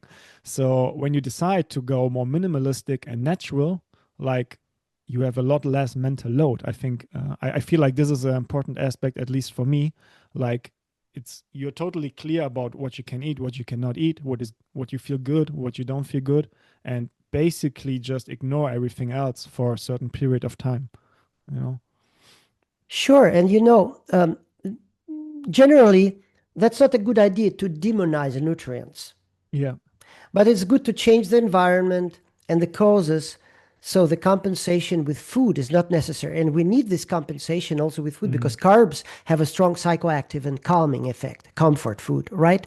Yeah. We need to talk to. So the psychological aspect of choosing your food it's a very important one, and the stress, lack of sleep, dissatisfaction are often treated with food. So that's how habits and addictions are formed. So we need to understand, how do we break this vicious circle? And if stress has been compensated with food or alcohol for 10 or 20 years, then a sudden refusal will cause withdrawal symptoms. It will cause also strong resistance. It will cause that you are defending your food now, because it's like it's your life. You're not going to survive without this, because Yeah. it's the only thing that is comforting you. So Yeah. food is a tool. It's not an evil thing. So we have to understand, for people with metabolic disorders, most of the people, carbohydrates often need to be temporarily reduced. I'm not saying essential ketogenic for everybody, but for them, they need it. They need to understand. And then we have to go also to talk about, for example, raw carnivore. Also, for some people, they are very, very ready. Some of people that are Yeah. coming to my program, to my Yeah. cancer program, I said, okay, if you eat a raw food, uh, uh, your your essential ferments are already in the food. So the load on your enzyme producing organs will be lessened, because the enzymes, the ferments, are already in the food. They are living there. If it's in raw meats, for some other people, they need to reduce carbohydrates. Not everybody needs to remove them. Okay. Yeah. And they have to work on eliminating the causes of this need for comfort, like sleep, Yeah. Yeah. Yeah. better Yeah. sleep, better I got rest, it. less stress, better relationships, meaning in life. Okay, do you have, I'm always asking my people, do you have some hobbies that you Yeah. loved when you've been young, but then you was forced to remove it from your life because of lack of time or something else? Yeah. All of those things. Yeah. Yeah. That's a very important point, I think. So now it became very clear that you're not using keto or carnivore as a dogma, but to help people in the most efficient way to get back to a more efficient metabolic state. And not everybody is doing like total keto. Some people can do I mean, some people can be very healthy or energetic with maybe more than 50 grams of carbs, but Yeah, but yeah. maybe they eat 300 grams before a day, and now they realized, okay, I don't even have to go extra Zero. like zero or Yeah, straight keto for a year, but I can eat like 60 grams a day, yeah. and that's even better for me. Like, so Totally, it's direction. totally. Yeah. Yeah, totally. It depends also on state of their connective tissue. And that's a thing that I'm working with lately. The last half a year, we're making the additions to our course about the connective tissue, the state of the connective tissue. If the connective tissue state is not really good, there's some new science that is showing that people need some carbohydrates, actually. That's interesting. Yeah. And it's a new area for me, but my girlfriend Lika is a kind of a master in this area, alternative physiotherapy, that people can teach. So in our Russian program, we're now having a new course about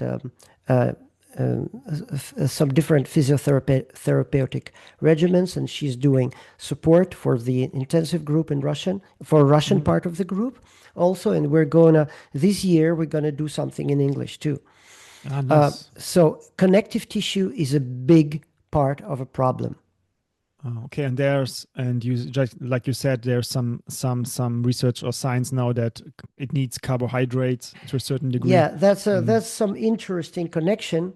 I'll research more into that, but I'll tell you that for some people, many people, a little amount of carbohydrates after being on carnivore, a little amount of carbohydrate, they're eating like raw carnivore, but still adding a little bit of carb could make a difference. Not for everybody, not for all, but for some of them, because there's some processes that triggers problems in connective tissue when we withdraw carbohydrates all too soon. Yeah, that's, I think, to also wrap it up. I think this point very important that everybody has to find the sweet spot, maybe from time to time, by going into different practices, using a new way of eating, and then see on which degree of this kind of way of eating you feel the best,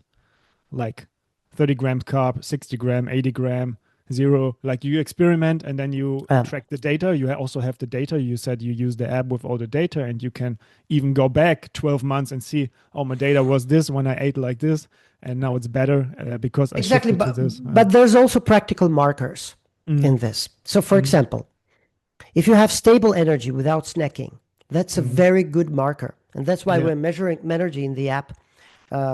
We assess the energy from 1 to 5 every single evening.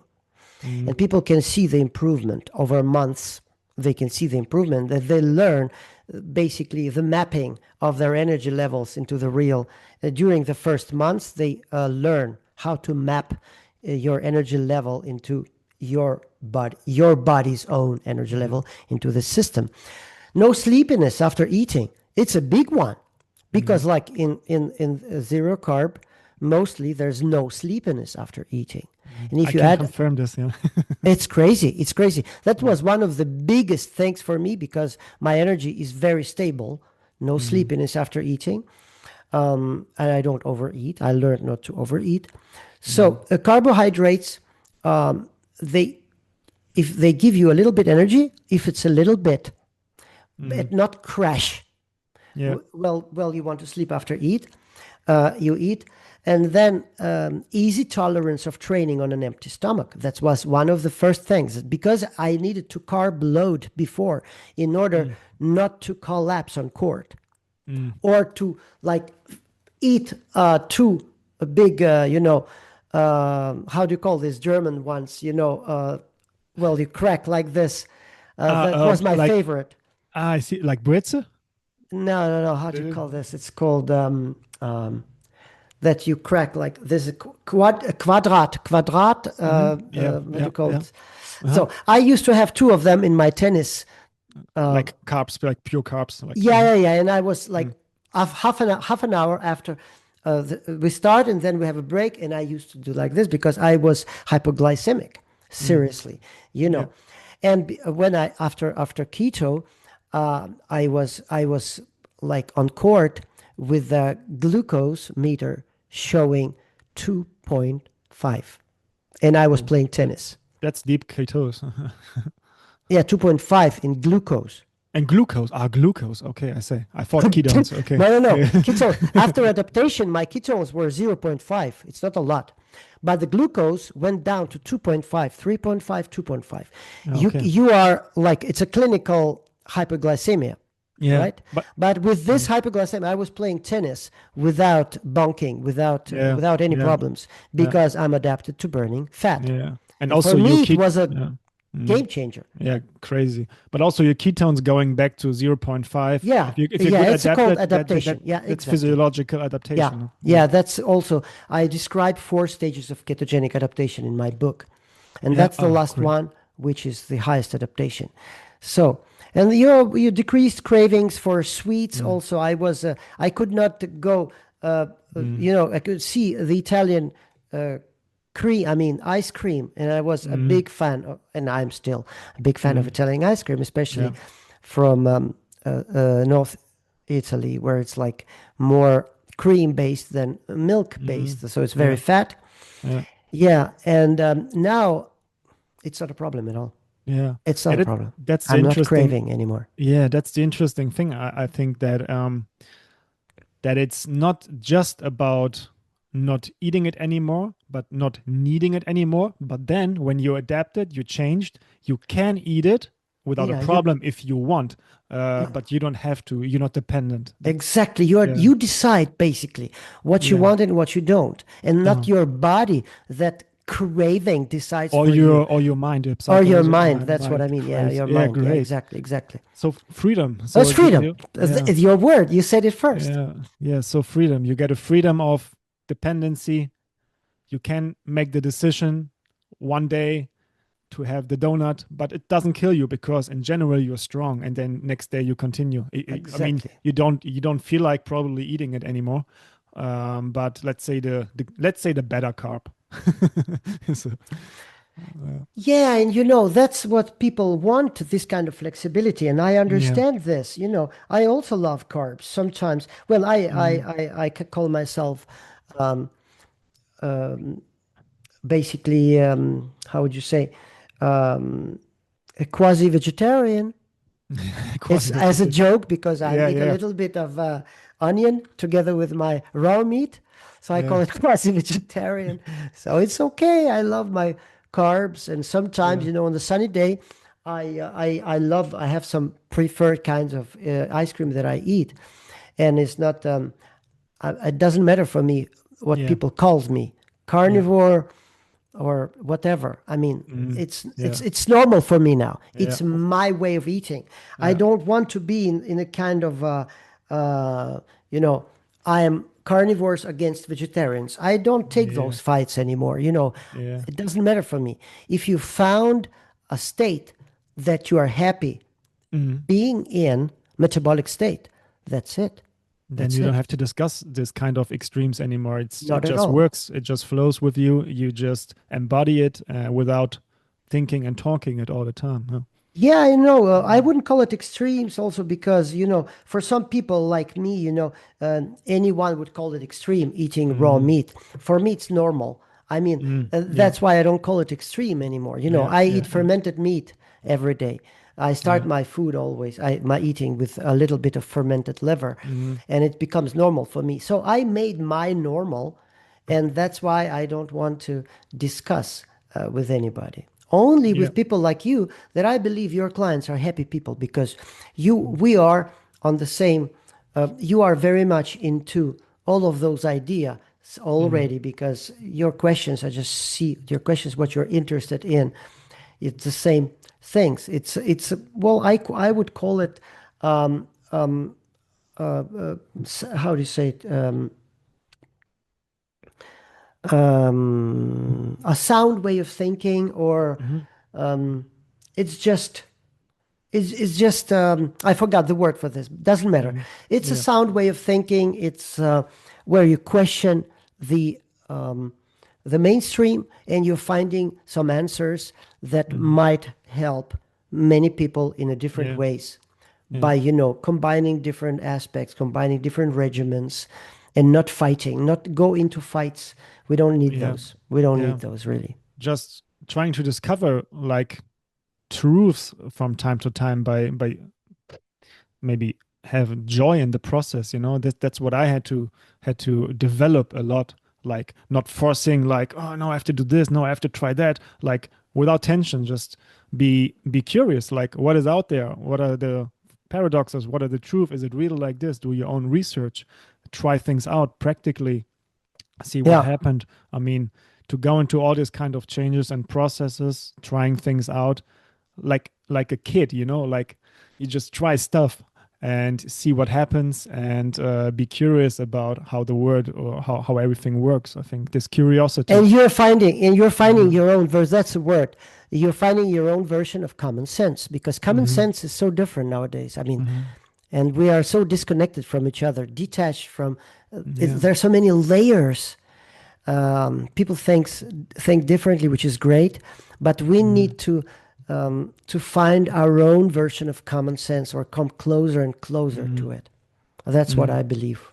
Yeah, a When new we take baseline for common sense, maybe, it's you see it's hard, because sometimes I'm talking to some of my friends that stayed in the paradigm that I was in for 10 years ago. Mhm. And when I'm talking to them and they're still in the same paradigm, I understand that it doesn't matter talking to them about this, because we're Yeah, going into clash.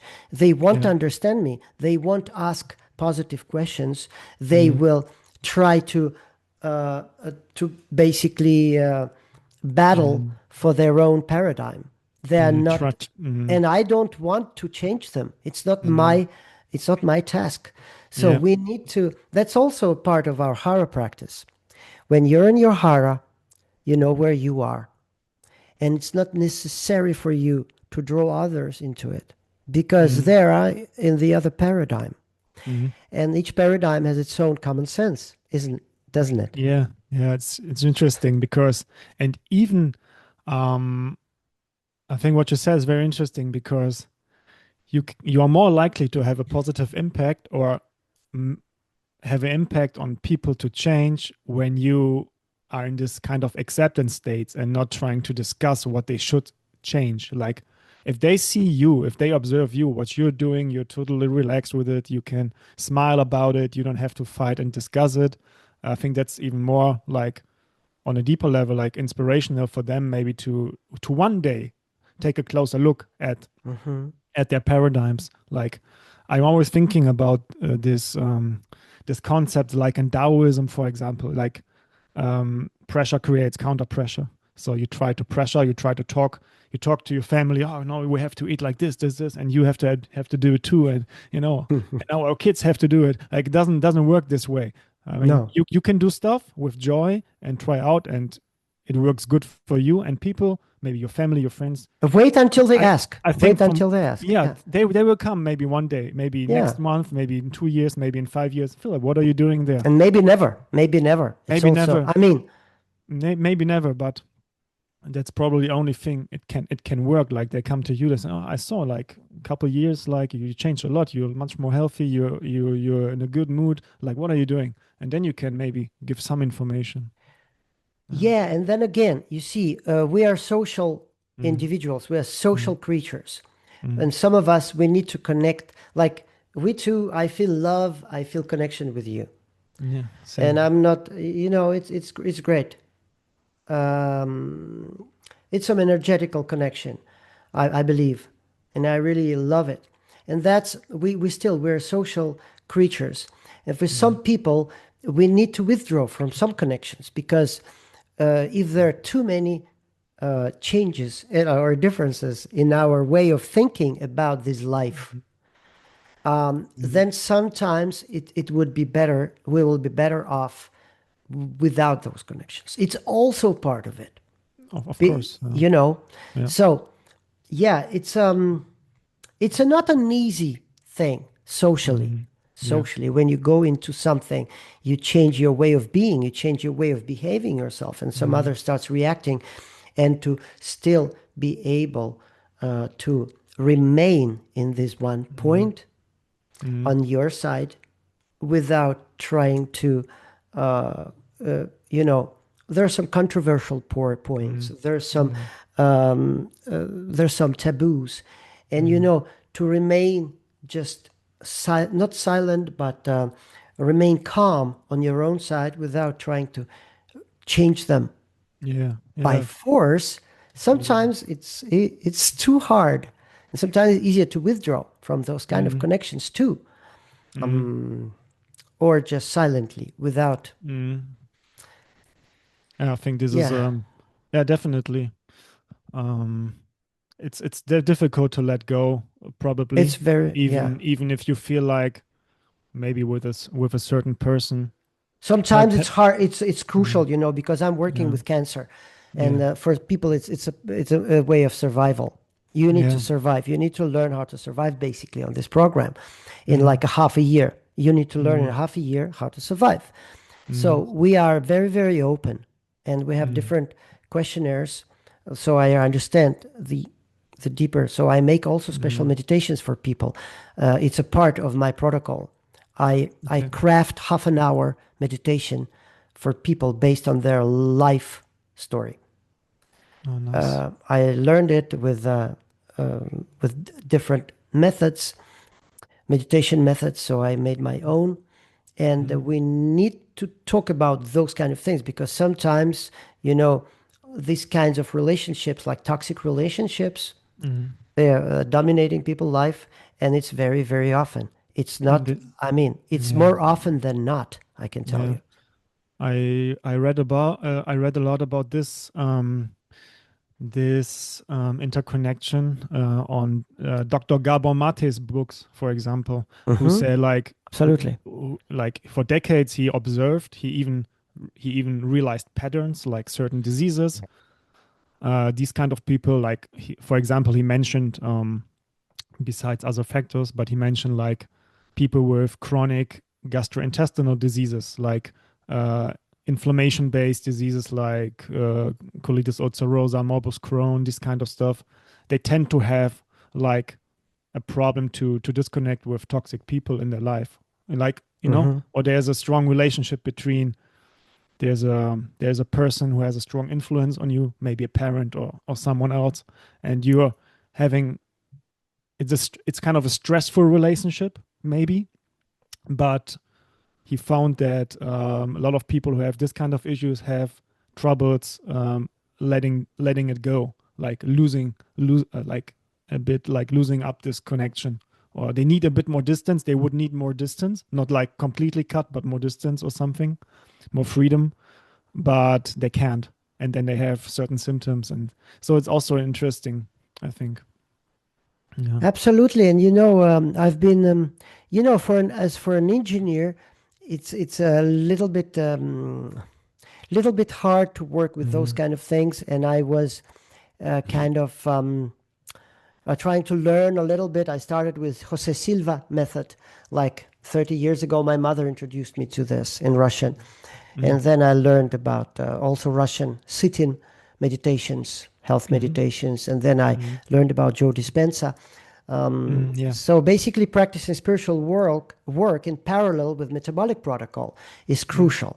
Is crucial It's a strong because lever. Yeah. it's a very strong lever, and it's something I started with, like not like only meditation, but Mm. more connecting to your spiritual work. And the word spiritual for an engineer is very, very hard to pronounce.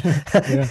Yeah. Yeah. So, but I do it now, and I was inspired by my girlfriend, and now I do this half an hour meditations that are based on a kind of a my experience from Jose Silva, from Joe Dispenza, from sit-in Mm-hmm. Russian meditations, and Mm-hmm. we're analyzing kind of. Mm-hmm. I get a questionnaire when I'm asking different, very like private, not private, but yeah, private Mm-hmm. questions. So I Yeah. expect people to Interesting. be very open with me. Mm-hmm. And those Yeah. meditations showed that I started doing it half a year ago, Mm-hmm. and they showed to be a very, very strong tool. Mm-hmm. People are doing it at least once a day. So Mm-hmm. we have what we call breathing meditations, which are not meditations, but mostly practices of diminished breathing. We start Yeah. morning and evening. Yeah. That's a must. And then for people with metabolic serious problems, we have this meditation that is also a part. I'm not taking extra money for this. It just has become a part of this Mm-hmm. protocol. And by the way, I want to migrate from working with cancer into working with metabolic diseases. And that's why I Mm-hmm. also, the 15 years I've been working with this, I did not change my price in 15 Mm-hmm. years. With Mm-hmm. cancer, it's the same price, and basically I would like to have more of my daytime concentrated on inspiring people Yeah. that are not there, that did not touch the ground yet. Prevention, like you said. Prevention. Yeah, Yeah. prevention is Yeah. crucial. That would Yeah. be the best use of my time on this earth, I believe. Yeah. That's a Music, great. music, and this. Yeah. I heard about it from Volker once that you are also a musician, Yeah, and play yeah. guitar, and I also doing a course with Yeah. guitar now, like advanced guitar, Yeah. solo guitar styles, Yeah. and that's what really drives me a lot, gives me good energy. Also tennis and this. So yeah, Yeah. that's what makes me a happy human being.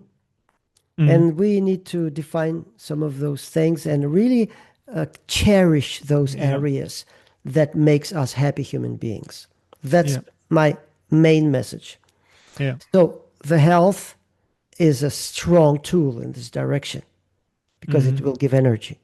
And for me, mostly I look at my food. I love food. I love what I'm eating, but how do I assess whether or not it's good for me? Mm-hmm. Energy level, Yeah. stability to do things that I love. Yeah. That's it. Yeah. Very easy. Yeah.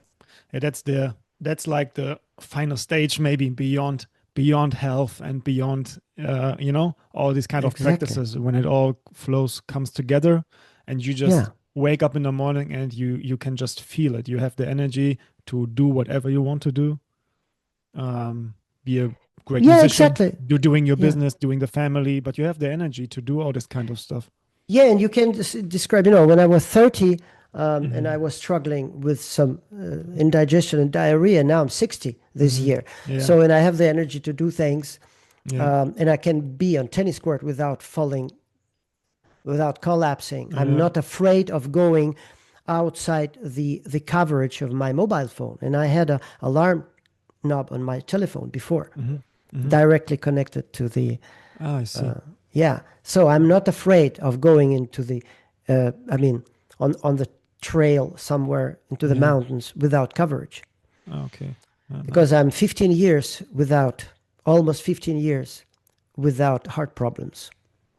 That's And perfect. that is something. That is something. Now Believe me. having more energies in your 60s than in your 30s. That's a great journey. Let's say. Yeah, that's a great. I mean, yeah, yeah, yeah. Moving towards immortality.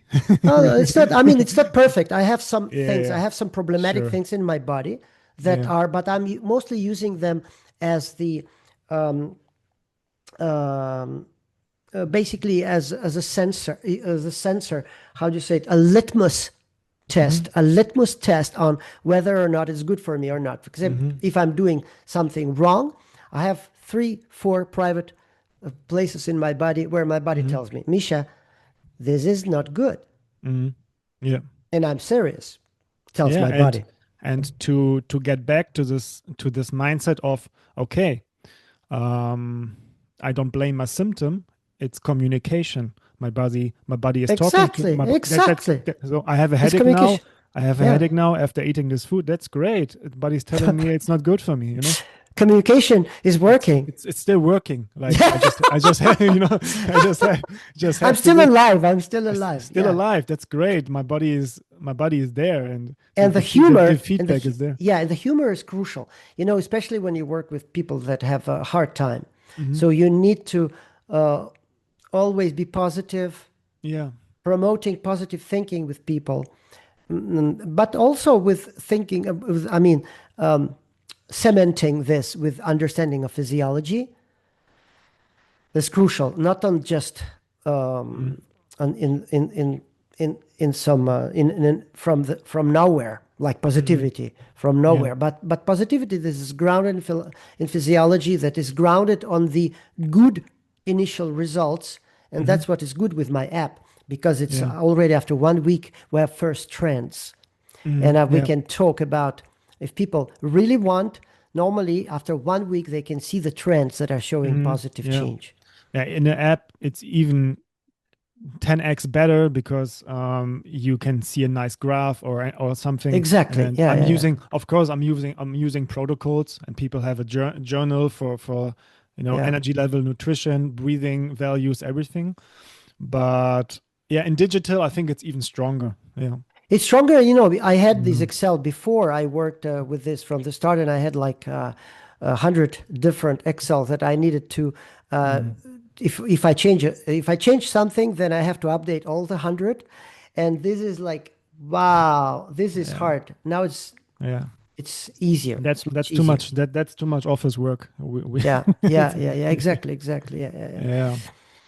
Yeah, Yeah, I think Philip. this was maybe for today we wrap it up. I think we're talking almost like 2 hours, which is great. I could go another three, but Me too. Me too. but It's so great talking we to you. yeah We share the same vision, I think. yeah, I think so Yeah, too. yeah, And so to keep it for our listeners digestible, we wrap it up for today. And I also my plan is, even because I have many German listeners, but most of them are I think also familiar with English. So I will make a recap also of this episode in my very own good words idea. in Very good German. idea. I Yeah, um, I thought about that, so I just wrap up the most important points you mentioned and we discussed, and also put it in German as well, and of yeah. course the Great, original first. great, great. And I'm very looking forward to talking to you again soon.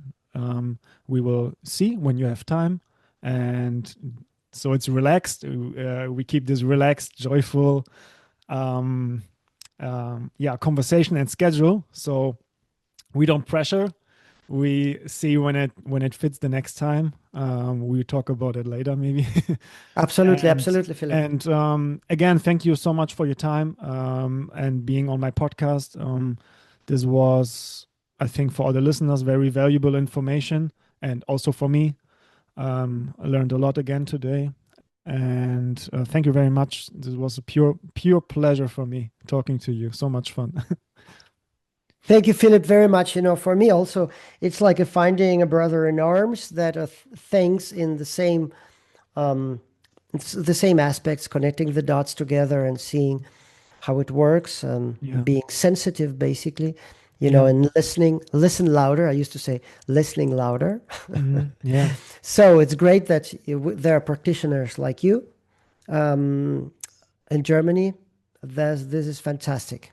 I love yeah. it. I love it. And absolutely, let's do it again. Yeah, sure. And I am still, yeah, keeping my beginner's mindset. So there's so much to learn every And all time of us, we need all of us to yeah, keep a all of us. beginner's There's so mindset. much Yeah. to learn. So it's great Yeah. to talk to very experienced people Yeah. with deep knowledge like you. Thank you very much. Perfect. Thank you very much for your kind words. And I'm looking And forward. I'm looking forward to the next one. All right. Thank you, Misha.